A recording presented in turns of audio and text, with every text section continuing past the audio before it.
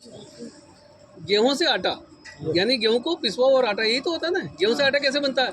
कोई आपको पूछे गेहूं से आटा कैसे बनता है, तो उसको सीधा ही कहोगे कि गेहूं को चक्के पे ले जाओ और पिसवा और आटा, यानी फर्स्ट और सेकंड, फर्स्ट और लास्ट, यही होता। ये फर्स्ट और सेकंड या फर्स्ट और लास्ट, कोई दिक्कत नहीं है। लेकिन आरसीएम इस प्रोसेस से होके आटा बनता। अब कैसे कैसे प्रोसेस होते हैं मैं आपको बताता हूँ। आटे में दो प्रकार की इम्प्योरिटी होती है, एक तो ऑर्गेनिक इम्प्योरिटी, अशुद्धता, समझ गए ना आप? ऑर्गेनिक इम्प्योरिटी और non organic impurity. Organic impurity में जो पौधे के तने के जो टुकड़े आ जाते हैं उसको निकाल लिया जाता है। कच्चे गेहूँ, जिसको थोते गेहूँ बोलते हैं, बारीक गेहूँ बोलते हैं, थोते गेहूँ बोलते हैं, बिना न्यूट्रिशन वाले गेहूँ बोलते हैं, उसको अलग से निकाल लिया जाता है। और इस प्रोसेस में कोई डस्ट बनती है उसको भी अलग से निकाल लिया जाता है।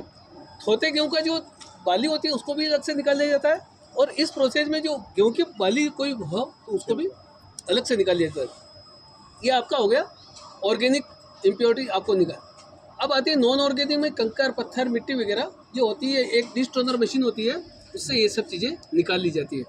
इसमें यहाँ पे एक चैलेंज आता है, एक मडबोल का, जो गेहूँ के पौधे के साथ में खेत से आ जाती है मडबोल, उसकी डेंसिटी गेहूँ के बराबर होती है, तो वो इस प्रोसेस से नहीं निकल पाती, क्योंकि जो मडबोल होती है उसकी डेंसिटी होती है गेहूँ के बराबर, और वो मशीनें क्या करती है उसको एक्सेप्ट कर लेती है।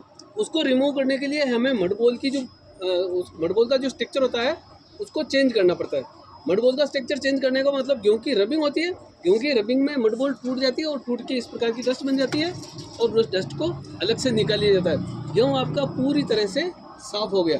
परंतु आपने गेहूँ में देखा होगा एक डीप लाइन होती है, गहरी लाइन होती है गेहूँ में, होता है ना डीप लाइन, मेरे मुट्ठी का आकार का गेहूँ होता है, एक डीप लाइन होती है। उस डीप लाइन में ये जो डस्ट होती है वो आके ऐसे अटक जाती है। उसको रिमूव करने के लिए गेहूँ को हम एक नीडल मशीन में डालते हैं। नीडल मशीन में जब गेहूँ रोटेट होगा तो नीडल क्या करेगी, जब भी ये डीप लाइन उसके कांटेक्ट में आएगी तो नीडल इसको यहाँ से स्क्रैच करके ये निकाल लेगी। ये इस प्रकार के दो पाउडर निकलते हैं, ये मडबोल का डायरेक्ट पाउडर है और ये मडबोल का स्क्रैच किया हुआ, दो प्रोसेस में निकल जाता है। गेहूँ आपका पूरी तरह से साफ हो गया, ऑर्गेनिक इम्प्योरिटी निकल गई, नॉन ऑर्गेनिक इम्प्योरिटी भी निकल गई, गेहूँ आपका पूरी तरह से साफ। लेकिन गेहूँ आपका स्टॉक कहाँ पे था? मंडियों में था, वेयर हाउस में था, किसान के घर पे, व्यापारी के घर पे, किसी गोदाम में, वहीं तो था ना। तो वहाँ पे किसी ने चूहों की चौकीदारी की क्या? नहीं की। तो चूहे ने अपनी गंदगी कहाँ फैलाई? गेहूं के अंदर। चूहे ने अपनी गेहूं की गंदगी कहाँ फैलाई? चूहे के अंदर। कोई भी पक्षी आया वहाँ से दाना उठाया, उसे भी बीट कर गया। गंदगी कहाँ है? गेहूं में। कोई पल्लेदार जाएगा तो जूते खोल के जाएगा, जूते पहन के जाएगा, जूते पहन के जाए तो गली मोहल्ले की गंदगी कहाँ आएगी? गेहूं में। किसी आदमी ने गुटखा खा रखा, उसी में स्प्लिट कर दिया। मैं आपको स्वीकार करने वाली बातें बता रहा हूँ, ये चीजें हकीकत में होती है ना।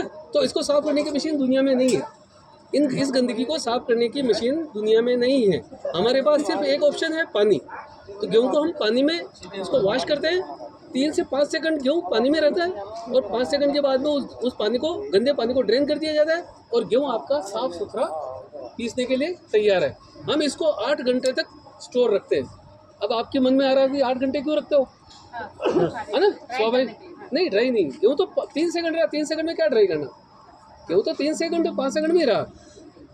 लेकिन गेहूँ हम 8 घंटे तक इसलिए रखते हैं, यदि किसी सीड में एक बार पानी लग जाए तो सीड अपने आप में जर्मिनेशन करता है, अंकुरण। कोई भी सीड हो तो अपने आप में अंकुरण करेगा। डॉक्टर कहते हैं ना, आप अंकुरित मूंग खाइए, अंकुरित चने खाइए, अंकुरित जौ खाइए। कभी सूखे मूंग के लिए बोला क्या? सूखे मूंग के लिए तो गेहूँ भी क्या करेगा, अपने आप में अंकुरण करेगा। अंकुरण करने में क्या होगा, ये अपने आप में फोलिक एसिड बनाएगा। फोलिक एसिड का मतलब तो होता है प्रोटीन, सबसे अच्छा प्रोटीन। फोलिक एसिड का मतलब प्रोटीन होता है ना, आप समझ गए वो। तो गेहूँ भी क्या करेगा, अपने आप में फोलिक एसिड बनाएगा। 8 घंटे के बाद इसका फोलिक एसिड का लेवल टॉप पे आ जाता है, तो हम इसको ग्राइंडिंग के लिए भेज देते हैं। ये ग्राइंडिंग की मशीन का टॉप है और ये है बॉटम। ये टॉप में जो बड़ा होल नज़र आ रहा है, इसमें गेहूँ और एयर इन होती है, और ये जो बीच में जो डीप लाइनें हैं, यहाँ से एयर और आटा एग्जिट होता है।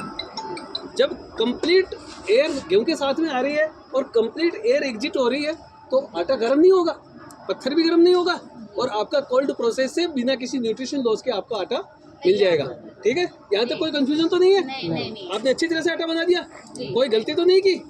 गलती कर दी आपने गलती कर दी। देखिए ये पत्थर पे आप देखिए छोटे छोटे स्क्रैच खड्डे आ रहे हैं, तो दोनों पत्थर की रबिंग हुई, तो पत्थर घिसा, घिस गया। हाँ घिसेगा तो पत्थर का पत्थर का कहाँ गया इसकी, कहाँ गया? इसका घिसावट कहाँ गई बताइए। आटा आटा आटे तो में आपने इतना कुछ निकाला, आटे में क्या डाल दिया? पत्थर डाल दिए। तो निकालो निकालो, हाँ तो उसकी छन्नी है ना, छलनी से तो नहीं निकलेगा, वो तो बारीक हो गया। बारीक हो गया, वो तो आटे में मिल गया। मिल गया ना, अब निकालना तो पड़ेगा ना। हाँ अब चलिए वापस आ जाइए, अब स्टोन पे आ जाइए। तो आपको जो स्टोन नजर आ रहा है ये एक सैंड का बना हुआ पत्थर नहीं है, देखा आप, जी जी एक सैंड का बना हुआ है। सैंड का मतलब रेत है ना, रेत का बना हुआ है। रेत कौन सी, जिसमें आयरन की कंटेंट है, आयरन की मात्रा है, उसी रेत को हमने सेलेक्ट किया और उसी रेत को कंप्रेस करके ये पत्थर बनाया। मतलब जिस रेत में आयरन की मात्रा है उसी रेत को हमने लिया है और उसी रेत को कंप्रेस किया, उसको दबाया और दबा के इस प्रकार का पत्थर बनाया।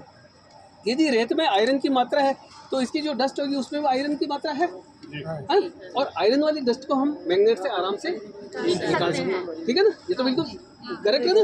तो यहाँ से जो आटा निकला हम उसको एक मैग्नेटिक फील्ड से निकालते हैं। मैग्नेटिक फील्ड का मतलब होता है एक बड़ा सा पाइप होता है, बड़े से पाइप में आटा घूमता हुआ जाता है, एक एक पार्टिकल घूमते हुए जाते हैं और बीच में उसको मिलता है एक मैग्नेट। मैग्नेट मिलेगा तो मैग्नेट क्या करेगा, इसकी डस्ट को अपने पास खींच लेगा और आटे को फ्री करके ऊपर भेज देगा। प्लस इसकी डस्ट ने किसी आटे के पार्टिकल के साथ भी कांटेक्ट कर लिया, इसकी डस्ट ने किसी आटे के पार्टिकल के साथ में भी कांटेक्ट कर लिया तो उसको भी, उस आटे को भी अपने साथ खींच के रख लेगा। तो ये जो दोनों आटे हैं ये यहाँ से प्रोडक्शन के टाइम पे दोनों एक साथ थे।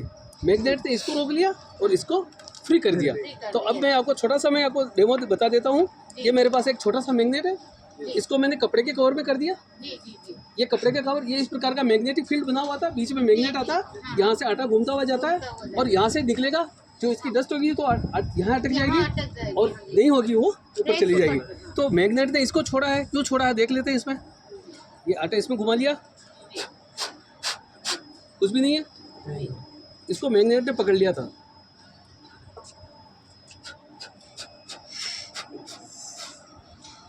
जी अरे वाह वाह वाह।